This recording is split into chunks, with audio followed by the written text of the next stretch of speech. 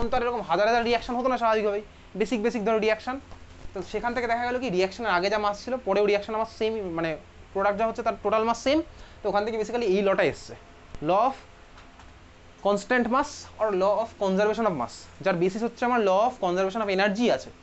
ঠিক আছে, তোকে পরীক্ষাতে স্টেটমেন্ট লিখতে হবে, স্টেটমেন্ট তো তুই বুঝে গেছিস কি লিখবি, আমি পাঠিয়ে দেবো মুখস্থ করে ফেলি। সাপোজ এ প্লাস বি থেকে আমার হচ্ছে কি সি প্লাস ডি বা যাই হোক, এদের টোটাল মাস আর এদের টোটাল মাস আমার সেম হবে, এদের মাস আমার সেম হবে, বুঝতে পেরেছিস তো? এইবারে তো জয়েন্টের মধ্যে গিয়ে বা নিতে গিয়ে হয়তো একটা টপিক এর মধ্যে ছোট্ট আছে, সেটা কি এক্সপেরিমেন্টাল এরর থাকতে পারে।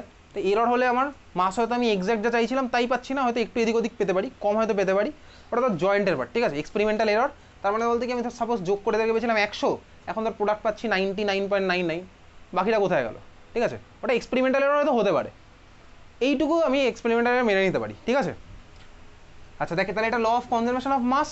এখন গন্ডগোলটা কোথায় হলো, সব রিয়াকশানে কিন্তু ভাই আমার এটা দেখো না, হ্যাঁ নিউক্লিয়ার রিয়াকশনসে, নিউক্লিয়ার রিয়াকশনসে তো ইনভ্যালিড, কারণ এই কনসেপ্ট তো আমার নিউক্লিয়ারে যাবেই না, কারণ নিউক্লিয়াসে যখনই হচ্ছে তখন তো আমার এলিমেন্টটাই চেঞ্জ হয়ে যাবে। ঠিক আছে, শুধুমাত্র নর্মাল রিয়াকশানেও কি দেখা গেল ভাই, আগে যা টোটাল মাস ছিল প্রোডাক্টও টোটাল মাস আমার সেম নাও থাকতে পারে, অনেকটাই চেঞ্জ হয়ে যাচ্ছে। তার মানে চেঞ্জ হচ্ছে কি দেখ, সেটা আমি তো এখন মডার্ন থিওরি রেসপেক্টে বলতে পারি, কি বলতো, কিছুটা মাস আমার এনার্জিতে কনভার্ট হয়ে গেছে, কিছুটা মাস আমার এনার্জিতে কনভার্ট হয়ে গেছে। দেখ তারপরে আইনস্টাইন তো ভাই অনেক মানে অনেক রিসেন্ট সময়ের বিজ্ঞানী না, 20th সেঞ্চুরির সায়েন্টিস্ট আইনস্টাইন, তো লাস্ট মানে 1900 থেকে 2000 এই সময়ের মধ্যেই তো আইনস্টাইন ছিল। আর এটা তো কবেকার চলছে, এটা চলছে হচ্ছে 1778। এবার কোনো বইতে ইয়ার নিয়ে তোর ডাউট থাকতে পারে, এনসিআরটিতে 1778 বা 79 বা 76 আছে, তোকে তো পরীক্ষাতে জিজ্ঞেস করবে না কোন ইয়ারে ছিল। আমি জাস্ট তোকে টাইম লাইনটা বোঝানোর চেষ্টা করছি কত বছর আগেকার এটা রিয়াকশন বা কত বছর আগেকার এটা ল।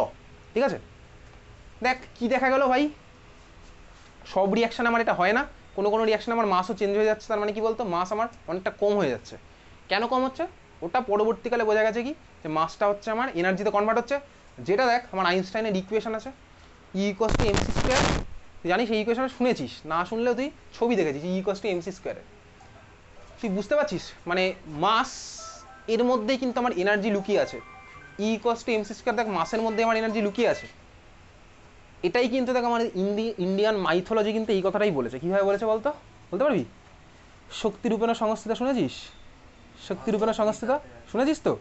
শক্তিরূপেণ সংস্থিতা শুনিস নি কখনো এই কথাটা? মানে দেখ সবার মধ্যে এনার্জি লুকিয়ে আছে, সবার মধ্যে কিন্তু এনার্জি আছে, তোর মধ্যেও পোটেনশিয়ালিটি আছে, তোর মধ্যে এনার্জি আছে, শুধু তোকে ইউটিলাইজ করতে হবে।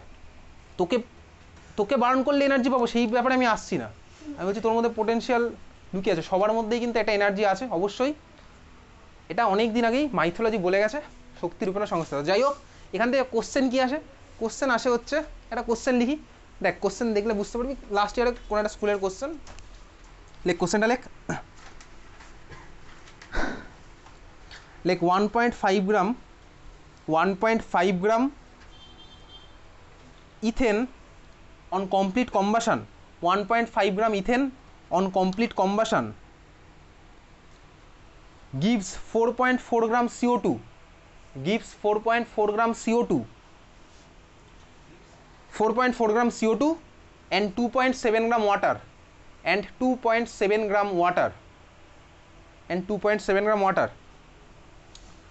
Show that reaction obeys, show that reaction obeys law of conservation of mass, show that reaction obeys law of conservation of mass.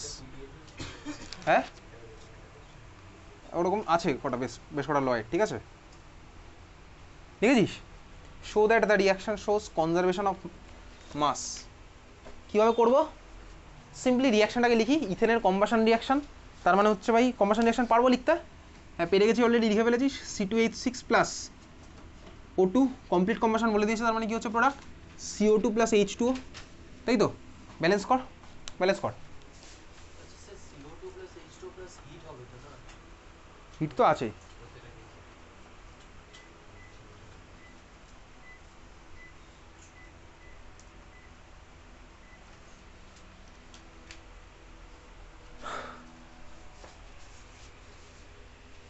হিটটা তোকে লিখতে হবে না, ঠিক আছে, এখানে হিট লেখার দরকার নেই। আচ্ছা ব্যালেন্স করেছিস? হ্যাঁ ব্যালেন্স হয়ে গেছে। কী হলো ব্যালেন্স বলবি না? এটা 2 এটা 7 তাই তো? এটা 4, এই হচ্ছে আমার ব্যালেন্সড ইকুয়েশন। আচ্ছা তোকে কী ডেটা দেওয়া আছে, কে কতটা ইউজ করেছি? 1.5 গ্রাম ইথেন, ঠিক আছে। আর 4.4 গ্রাম CO2 ফর্ম হয়েছে, 2.7 গ্রাম ওয়াটার ফর্ম হয়েছে। তোকে বলতে হবে কি ভাই, এরা ভাই আমার কি ল অফ কনজারভেশন অফ মাসকে ফলো করছে। কীভাবে করবো দেখ, বেসিক্যালি কীভাবে করবো, এই যে রিয়াকশান হওয়ার আগে টোটাল মাস আর রিয়াকশান হওয়ার পরে টোটাল মাস যদি সেম হয় তাহলে হচ্ছে আমার ল অফ কনজারভেশন অফ মাসকে ফলো করবে। তো আগের টোটাল মাস বার করতে গেলে আমাকে কার মাসটা বার করতে হবে, ওটুর মাসটা তো বার করতে হবে। ওটুর মাসটা বার করি, কীভাবে বার করবো বলতো, কীভাবে বার করবো ওটুর মাস, কীভাবে ওটুর মাস বার করবো বলতো? পারবো করতে। দেখ মোলের রেসপেক্টেড 2 মোল রিয়াকশান করে 7 মোল ওটুর সাথে, আগের দিনে 2 মোল করে 7 মোলের সাথে, আগের দিন স্টয়চিওমেট্রি পড়েছিলাম, 2 মোল করে 7 মোলের সাথে। তাহলে আমি বার করে নিই ভাই 1.4 গ্রাম ইথেন মানে কত মোল ইথেন বার করি, তাহলেই তো হয়ে গেল। 2 মোল করবে কার সাথে, 7 মোল ওটুর সাথে, তাহলে 1.5 গ্রাম ইথেন মানে কত মোল ইথেন বার করি, তাহলেই তো হয়ে যাবে। 2 করবে 7-এর সাথে, যত মোল দেবে তত করবে ওর সাথে, বুঝতে পারলি? চল তাহলে 1.5 গ্রাম মানে কত হচ্ছে মোলটা বার কর। তাহলে মোল অফ C2H6 কত হবে, মাস গিভেন 1.5 ডিভাইডেড বাই C2H6 এর মোলার মাস কত, 12 × 2 24 প্লাস হাইড্রোজেনের 1 × 6, তার মানে টোটাল 30, বুঝছিস তো? ঠিক আছে, 1/20। কোনো পয়েন্ট ফয়েন্টে নেওয়ার দরকার নেই, এইভাবে রাখি না, দেখা যাক না, পয়েন্টটা যত কম নেবো তত বেটার, দেখি ফ্র্যাকশনে রাখলে তো সুবিধা হয় ক্যালকুলেট করতে। 1/20 মোল, দেখ 2 করে 7-এর সাথে 1/20 কতর সাথে করবে, কতর সাথে করবে, 2 করে 7-এর সাথে, 1 করে 7/2 এর সাথে 1/20 কত করবে, এটা ইন্টু 7/2, ঠিক আছে বুঝলি? কি বুঝলি? 2 মোল করে 7 মোল ওটুর সাথে, 1 মোল করবে 7/2 মোল ওটুর সাথে, 1/20 মোল কতর সাথে করবে, 1/20 ইন্টু 7/2 এর সাথে, বোঝা গেছে? দেয়ারফর অ্যামাউন্ট অফ O2 তো চলে যাওয়ার কথা ছিল না 9টার সময়, হ্যাঁ অ্যামাউন্ট অফ O2 তাহলে কত হবে, 7/2 ইন্টু 1/20 মোল, বুঝতে পেরেছিস তো? 7/2 ইন্টু 1/20 মোল, বুঝলি? কি বল ভাই, 2 মোল করে 7 মোলের সাথে, 1 মোল করে 7/2 এর সাথে, 1/20 করবো কত, 1/20 ইন্টু 7/2 এর সাথে কত আসছে, যা আসবে তাই, এখন দরকার নেই আনার। তাহলে অ্যামাউন্ট অফ ওটা এবার বার কর, কত গ্রাম হচ্ছে বার কর দেখি, কত গ্রাম। দেয়ারফর O2 ইন গ্রাম কত হবে, O2 ইন গ্রাম কী করবে, এটাকে 32 দিয়ে মাল্টিপ্লাই করবো তো, কারণ mole equals to mass given by molar mass, তাহলে মাস গিভেন কী হবে, মোল ইন্টু মোলার মাস, তাহলে এটা ইন্টু 32, 7/2 ইন্টু 32 ডিভাইডেড বাই 20, যা আসে তাই, 16, 4, 5, 28/5 কত আসলো, 5.6 তাই তো, 5.6, খুব ভালো কথা, বল। এইটাকে মানে যে রেজাল্টেন্টগুলো হলো ওটাকে যোগ করে মানে এইভাবে করেছি, ওটাকে যোগ করে 7.1 আসছে, তো 7.1 তুই 7 থেকে এটা বাদ দিয়েছিস তাই তো? হ্যাঁ ওভাবে করলে তো এগুলো কিছুই করতে হবে না। তাহলে আমি শোন, আমি ওইভাবে কেন করবো, তো তো ওটা তো যোগ করে এটা বাদ দিলে তো ওটা আসবেই, 5.6 কিন্তু আমি দেখ, আমি যে শোন শোন আমি তো ওটা প্রুফ করছি যে বাঁ দিকে টোটাল যা হবে ডান দিকে টোটাল তাই হবে। তা আমি তো বাঁ দিকের ওটা যদি আগে ওইভাবে বার করি ডান দিক মাইনাস বাঁ দিক করে, তাহলে তো আমার প্রুফ থেকে আমি পিছন দিকে ফিরে আসছি। দেখ তাহলে তো আমার LHS ইকুয়ালস টু RHS করতেই হলো না, LHS ইকুয়ালস টু RHS ধরে আমি তারপর বাকিটা করছি, বুঝতে পেরেছিস তো? সেটা তো আসবেই, কিন্তু আমি দেখ এই যে ক্যালকুলেশন ইউজ করলাম, কোথাও আমি ডান দিকের ডেটা ইউজই করিনি, এই ক্যালকুলেশনের কোথাও আমার ডান দিকের ডেটা ইউজই হয়নি, আমি বাঁ দিকের পার্ট দিয়ে পুরো ক্যালকুলেশনটা করছি, বুঝতে পারলি? তাহলে আমার কত আসলো, 5.6 গ্রাম, ঠিক আছে? তাহলে আমার এটা আসলো 5.6 গ্রাম। এইবারে তুই যোগ কর, দেখ অবশ্যই অবভিয়াসলি সেমই আসবে, আসছে সেম, হ্যাঁ আসছে 7.1, ওদিকেও দেখ আসে, হ্যাঁ 7.1, 7.1 আসছে তো, হ্যাঁ 7.1, বুঝতে পেরেছিস? ক্লিয়ার? কি বুঝলি? এটা বেরিয়েছে সবার? তারপরে তুই লিখবি, তারপরে খাতায় লিখতে হবে কিছু কথা, নাহলে তোকে বোর্ড এক্সামে নাম্বার দেবে না। কি লিখবি, লেখ therefore total mass before reaction, total mass before reaction বা টোটাল মাস অফ রিয়াক্ট্যান্ট একই ব্যাপার, total mass of reactant equals to total mass of reactant equals to ওটা তো ভাই হবে, তোকে তো এটা যোগ করে দেখাতে হবে কিন্তু। টোটাল মাস অফ রিঅ্যাক্ট্যান্ট লিখেছিস ইকুয়ালস টু লেখ 1.5 plus 5.6 equals to 7.1 gram. 1.5 plus 5.6 equals to 7.1 gram. এগুলো একটু লিখতে হবে। And total mass of product equals to 4.4 plus 2.7 4.4 plus 2.7 gram equals to 7.1 gram, therefore proved। ঠিক আছে, therefore proved, বুঝতে পারলি? ঠিক আছে, এই কোশ্চেন দেখ দেবে একটু তোর ফার্স্ট চ্যাপ্টার বলে। তাহলে এখানে আমি বুঝলাম কি ল অফ কনজারভেশন অফ মাসই আমার আলটিমেট ছিল না। কেন আলটিমেট ছিল না? ওই যে মাসের গন্ডগোল। তাহলে মাসের গন্ডগোল এটা তো অনেক পরে হয়েছে। আলটিমেটলি আমার কী হয় বলতো, law of conservation of energy, ওটাই আমার আলটিমেট ওটাই law of conservation of energy. Reactant সাইডের টোটাল এনার্জি আর প্রোডাক্ট সাইডের টোটাল এনার্জি সেম হবে। ঠিক আছে, তো যাই হোক, এটা চলে যায় ফার্স্ট ল। সেকেন্ড ল, তার মানে এই লয়ে আমার গন্ডগোল আছে, বুঝতে পেরেছি। তাহলে এই লয়ের মধ্যে এলিমেন্টের কোনো রোল নেই, সব তো মাসে যাচ্ছে। ঠিক আছে, এখানে যদি আমি দেখ কিছুটা কি গরু রাখি আর এখানে ধর আমাকে রাখলাম, হয়তো হতে পারে সেম, এতগুলো গরু মিলে ধর আমি ফর্ম হয়েছি, হতেই পারে, বুঝতে পেরেছিস তো। কিন্তু এলিমেন্ট ভাই, গরুর মধ্যে কোন এলিমেন্ট আছে আর আমার মধ্যে কোন এলিমেন্ট আছে, সেই ল বেসিক্যালি এর পরে এসছে, এর 10 বছরের মধ্যেই এসছে পরের ল। তাহলে খাতে পারে হেডিং দে, লেখ law of constant proportion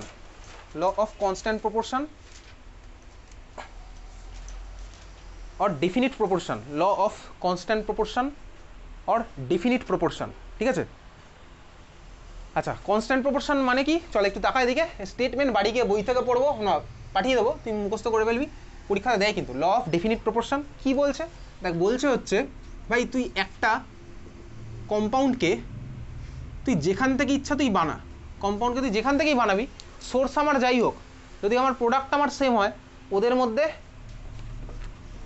এলিমেন্টগুলোর ratio আমার সেম হয়, এলিমেন্টগুলোর মাসের রেশিও আমার সেম হয়। তার মানে কি বলতো, ধর তুই জল নিয়েছিস, কোথা থেকে জল নিয়েছিস, সাপোজ তুই ওয়াটার ট্রিটমেন্ট প্ল্যান্টে থেকে জল নিয়েছিস। জল তো ভাই আমার H2O, তুই জলকে যদি আমার বৃষ্টির জলও নিস H2Oই পাবি, যার মধ্যে শুধু জলই আছে। দেখ H2O তুই যেখান থেকেই কালেক্ট করে H2Oই পাচ্ছিস। তো এদের মধ্যে এদের মাসের রেশিও কত, দেখ ফিক্সডই আছে। তার মানে কি বলতো, H2Oতে আমার মাসের রেশিও কত, হাইড্রোজেনের কত হবে, হাইড্রোজেনের 1 করে হয়, আছে 2টো, তার মানে হচ্ছে আমার কত 2, অক্সিজেন হচ্ছে 16 হয়, আছে 1টা, তার মানে 2:16। এখানে ভাই বুঝেই গেছি 2:16, তার মানে 1:8 হবেই, তুই যেখান থেকেই নিস জলকে, তুই যে সোর্স থেকে কালেক্ট করিস 1:8 আমার হলো। ঠিক আছে, বুঝতে পারলি। CO2 তুই যেখান থেকে নে, তুই পলিথিন পুড়িয়ে CO2 বানা, বা চিমনির উপরে গিয়ে কারখানার বসে ওখান থেকে CO2 ইনহেল কর, একই তো হবে CO2, রেশিও তো আমার ফিক্সড, বুঝতে পেরেছিস, ক্লিয়ার। তাহলে এই হচ্ছে আমার ল অফ কনস্ট্যান্ট প্রপোর্শন। একটু স্টেটমেন্টটা তোকে একটু মুখস্থ করতে হবে, স্টেটমেন্ট এইগুলোকে একটু ঘুরিয়ে পেঁচিয়ে লেখা যায়, তোর একটু জীবনটা কঠিন হয়, বুঝতে পারলি তো, ক্লিয়ার। আচ্ছা এখান থেকে কোশ্চেন কি আসে দেখ, কোশ্চেন লেখ, লাস্ট ইয়ারের একটা স্কুলের question.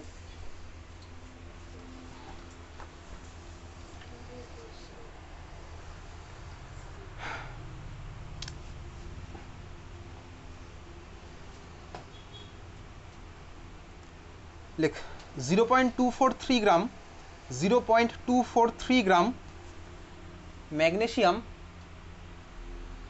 0.243 gram magnesium on burning with oxygen gives 0.403 gram MgO, gives 0.403 gram MgO magnesium oxide. ঠিক আছে, কমা দিয়ে লেখ in other experiment 0.182 gram magnesium 0.182 gram magnesium on burning with oxygen gives 0.302 gram MgO, gives 0.302 gram MgO, gives 0.302 gram MgO। দেখেছিস, লেখ show that it follows law of definite proportion, show that it follows law of definite proportion, show that it follows law of definite proportion, show that it follows law of definite proportion। লিখেছিস question? আচ্ছা anyways চল এটা বাড়ি গিয়ে চেষ্টা করিস, আমি পরের লটা বলি, না হলে দেরি হয়ে যাবে। পরের লটা বলছি, ঠিক আছে? এটা তুই বাড়ি গিয়ে চেষ্টা করিস, না হলে পরের দিন করবো। আচ্ছা পরের দিনের আমাদের শিডিউল কি? পরশু দিনই ক্লাস আছে, পরশু দিন পরীক্ষা হবে। পরীক্ষাটা হবে রাত্রেবেলা, মানে পরে 9টার সময় হবে পরীক্ষা। সিলেবাস কি? ল অফ প্রপোর্শনের স্টেটমেন্টগুলো আমি দেবো, অঙ্ক আমি হয়তো পরের দিন দেবো না, কিন্তু এই স্টয়সিওমেট্রির অঙ্ক, গেলুসাক্সের অঙ্ক যেগুলো ক্লাসে করেছি ভালো করে দেখে আসবি একটু। আর হচ্ছে কি থাকবে? মোলের ক্যালকুলেশন আর মোলারিটিগুলো ডেফিনেশন দেখবি আমি পাঠিয়েছিলাম, ঠিক আছে? এই ধরনের কোশ্চেন কিন্তু থাকবে। তো বেসিক্যালি ক্যালকুলেশন তো থাকবেই, বুঝতে পারছি ফার্স্ট চ্যাপ্টারে ক্যালকুলেশন আছেই। তো যাই হোক পরের লটা দেখি, তাহলে পরের লটা একটু ফিরে আসি। আর পরের দিন আমি তো ওটা করবো। আর কী কী করবো ক্লাসে, কী কী পড়বো? গ্রাম অ্যাটমিক মাস, কিছুই না, গ্রাম অ্যাটমিক মাস কিচ্ছু না, আমি তুই জানি। দেন পড়বো হচ্ছে অঙ্ক, আর যা যা অঙ্ক আছে এই চ্যাপ্টারে করবো। আর তারপরের ক্লাসে দেখবি আরেকটা ক্লাস আছে, PYQ লেখা আছে তো শিডিউলের মধ্যে। ওই ক্লাসে তুই অলরেডি বাড়ি গিয়ে শুরু করে দে। কী শুরু করবি? এই ফার্স্ট চ্যাপ্টার থেকে ওই যে স্কুলের কোশ্চেনগুলো পাঠিয়েছিলাম, স্কুলের কোশ্চেনগুলো খুলবি PDF, তোর কাছে আছে, ড্রাইভের লিঙ্ক পাঠানো আছে, গ্রুপের ডিসক্রিপশানে দেওয়া আছে, ঠিক আছে? ড্রাইভের লিঙ্ক দেওয়া আছে, স্কুল ওয়াইজ পরপর সব দেওয়া আছে। তুই শুরু করে দে বাড়ি গিয়ে করা।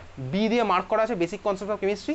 আর তো সিগনিফিক্যান্ট ফিগারের নাও পেতে পারিস, সিগনিফিক্যান্ট ফিগার কোশ্চেনের মধ্যে পাবি, সিগনিফিক্যান্ট ফিগার পরের ক্লাসে পড়বো, লাস্ট ক্লাসে, ঠিক আছে? তাহলে এটা কিন্তু তুই বাড়িতে শুরু করে দে, কারণ আমি পরের সপ্তাহের মঙ্গলবার কিন্তু PYQ করবো। আর তুই যদি না করে আসিস বাড়িতে, এখানে কিন্তু কিছুই বুঝতে পারবি না, কারণ আমি কিন্তু এখানে তোকে ধরে ধরে করাবো না। আমি সেগুলো করবো যেগুলোতে তোর ডাউট হচ্ছে। কারণ দেখ আমার যেগুলোতে ডাউট হচ্ছে আর তোর যেগুলোতে ডাউট হচ্ছে হয়তো নাই হতে পারে সেম, তাই না? তোর ডাউট যেগুলো হবে লজ্জা না পেয়ে এখানে বলবি, ঠিক আছে? তাহলে পরের মঙ্গলবার কিন্তু ওটা হবে। চল পরের লটা লেখ, 3 number law of multiple proportion. Law of multiple proportion, law of multiple proportion. আচ্ছা এটা পড়তে একটু টাইম লাগবে, অঙ্ক করতে। স্যার এখান থেকে পরের দিনই পড়বো, ঠিক আছে? Law of multiple proportion, law of reciprocal proportion পড়িয়েছে কোনো স্কুলে? ল অফ রেসিপ্রোকাল প্রপোর্শন পড়িয়েছে তোদের স্কুলে? তোদের পড়িয়েছে Asmita law of reciprocal proportion? ঠিক আছে চল তাহলে পরের দিন PPM PPB ওই পার্টগুলো, আর বাড়ি গিয়ে কিন্তু কোশ্চেন আনসার সলভ করা স্টার্ট করে দে, ঠিক আছে? চল দেখা হচ্ছে পরশু দিন।